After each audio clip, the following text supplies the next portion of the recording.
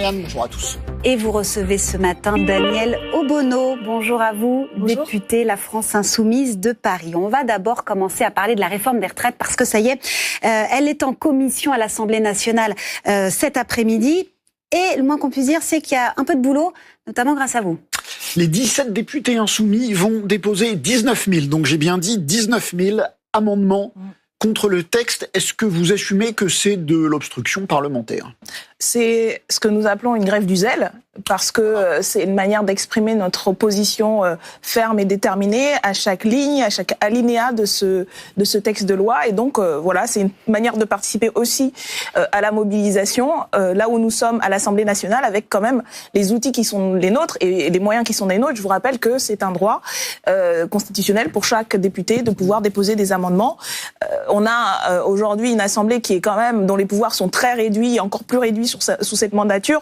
Et donc, voilà, non, ce n'est pas de l'obstruction, c'est une manière d'affirmer Jean-Luc notre position. Mélenchon l'a dit, il a assumé que c'était de l'obstruction. Mais moi, je vous dis que c'est une grève du zèle et que ça traduit, y compris une réponse au passage en force. On va dire, si vous voulez parler d'obstruction, parlons d'abord du passage en force du gouvernement sur ce texte, qui est quand même quelque chose qui va changer la vie et l'avenir de millions de Français et Françaises, qui est fait, soi-disant, débattu depuis 2 ans, et dont on voit que même le Conseil d'État dit que c'est fait vraiment par-dessus la jambe, si vous me permettez l'expression, en procédure accélérée, dans des conditions où il nous a été très très difficile de lire jusqu'au bout l'étude d'impact, y compris à cause des nombreuses erreurs et trucages qui étaient. Et donc voilà, on a quand même un gouvernement qui brutalise le Parlement comme il brutalisait les manifestants et manifestantes. Et donc c'est aussi une manière de répondre à ça. Si on avait les moyens de pouvoir avoir un vrai débat et discuter avec ce gouvernement, on emploierait d'autres moyens. Mais faut-il, voilà. Vous estimez la méthode mauvaise, soit faut-il opposer une mauvaise méthode à une mauvaise méthode ? Ce n'est pas une mauvaise méthode, encore une fois. Ce sont les outils qui sont à notre disposition, et puis c'est aussi une manière d'exprimer notre désaccord. Nous sommes en désaccord avec 99,9% de ce texte, et donc on va l'exprimer, on va essayer avec 19 000 amendements. Oui, et d'avoir sur ces amendements, comme nous le faisons depuis 3 ans, à la fois une opposition, parce que c'est beaucoup des amendements de suppression, mais aussi c'est l'occasion de pouvoir dire ce que nous proposons à la place, parce que nous avons des contre-propositions. Et donc voilà, on exprime à l'Assemblée nationale ce que je pense une majorité des salariés, des Français et Françaises expriment, c'est-à-dire la demande du rejet de l'ensemble de ce texte. On va parler à présent des suites de l'affaire Mila, cette adolescente harcelée pour avoir critiqué l'islam en termes assez vulgaires. Alors depuis le hashtag « Je suis Mila » circule, Danielle Obono, est-ce que vous êtes Mila ? Non, je pense que le débat ne se pose pas en ces termes. D'abord, il faut rappeler que les menaces physiques, les menaces de mort, le cyberharcèlement sont inacceptables sur toute personne, et qui plus est sur une mineure. Et donc, je crois que ce type de comportement ne peut pas être défendu, et on peut très bien critiquer. Pardon, je vous interromps. Donc, quand Abdallah Zekri dit « Qui sème le vent récolte la tempête », elle l'a cherché, elle assume.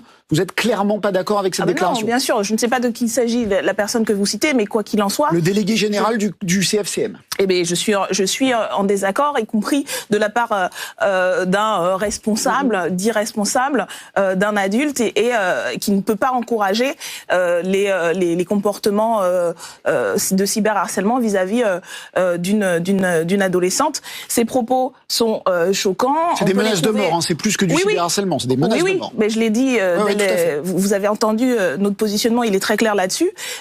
Ces propos sont certainement critiquables, et il faut les critiquer, il faut les déconstruire, il faut aussi avoir une attitude... Les propos de qui ? De lui ou d'elle ?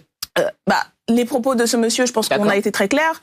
Les propos de cette jeune fille qui s'est exprimée sont critiquables, comme tout est critiquable, mais ça doit être fait dans des termes...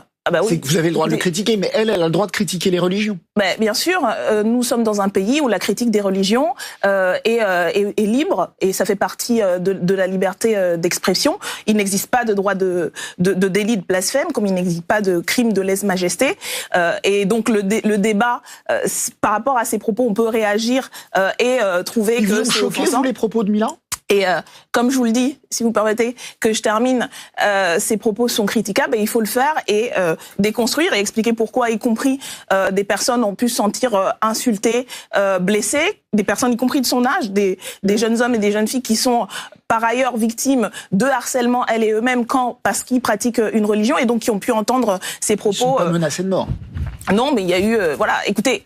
On ne va pas faire qu'est-ce qui est pire des personnes qui se font des personnes qui se font injurier ou cracher dessus dans la rue parce que on pourrait dire que des menaces de mort c'est pire. Oui, mais je pense que d'abord, je vous ai dit que c'était inacceptable, que ce n'est pas notre conception du débat, que les personnes qui s'adonnent à ce type d'attitude sont des irresponsables.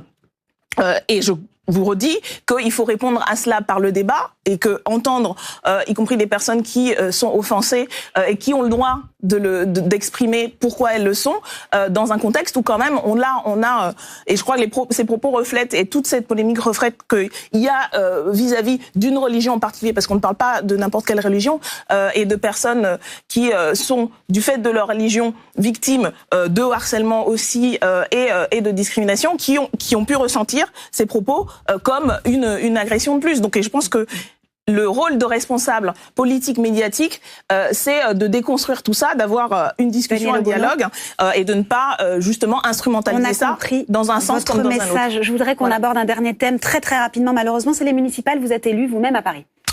Oui, Benjamin Griveaux propose de faire un chèque de 100 000 € à 20 000 foyers pour les aider à acheter un appartement à Paris. C'est une bonne idée ou c'est de la démagogie? Écoutez, je crois que la stratégie de M. Griveaux, c'est de sortir de son chapeau des idées. Voilà, tout à l'heure, il y a quelques semaines, c'était Central Park à Paris. Là, c'est une nouvelle idée. En fait, c'est pour marquer. Il fait une campagne médiatique, voilà, pour essayer de donner de l'attention à sa campagne. C'est une mauvaise idée. Mais c'est pas ça la question. Franchement, je pense qu'aujourd'hui, le problème des Parisiens par rapport au logement, c'est que la majorité des classes populaires aujourd'hui ont été évincées de la capitale. Voilà, c'est impossible de vivre à Paris. Moi, je suis une élue députée parlementaire.